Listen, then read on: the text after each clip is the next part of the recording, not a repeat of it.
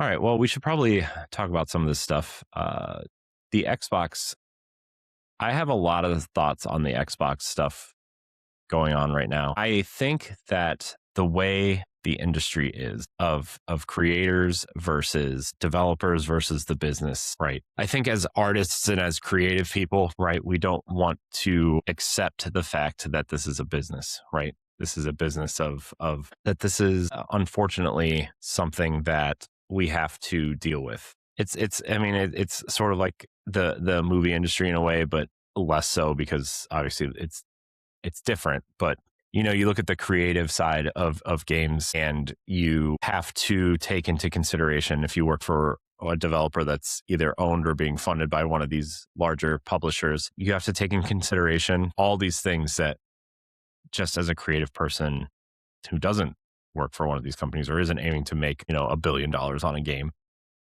you don't take into consideration, right? Like microtransactions, marketing, character designs, character feedback, QA stuff, positioning your company to appease shareholders or investors or people like that. And it's tough. It really is. And then you look at it at Microsoft, right? And you look at Xbox and the way Asha Sharma is kind of resetting Xbox at this point, which, like I said, I still feel like if Xbox wasn't a Microsoft brand, Phil Spencer was doing the right thing.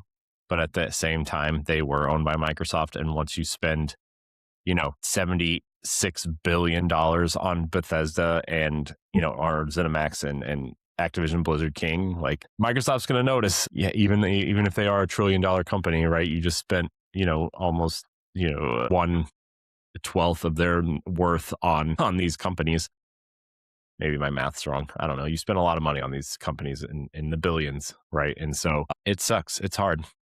It's really hard to look at, Microsoft or Xbox kind of getting rid of some of these studios that we all love, right? Double Fine, Tim Schafer, well-respected legend in this industry. Psychonauts 2 was one of my favorite games that year. That game was awesome. I love Psychonauts a lot.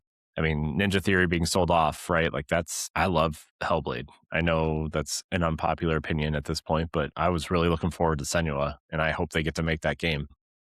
But the fact that they're not in the fold anymore, or, Compulsion, personally a little less so. I don't really care about We Happy Few, and Contrast was an interesting, weird PS4 game that I got on PS Plus that was fun, but like, wow, Wonderflower's talking to me. What a weird surprise that was. Ugh. Thing scares me, man. There's no off button to that thing.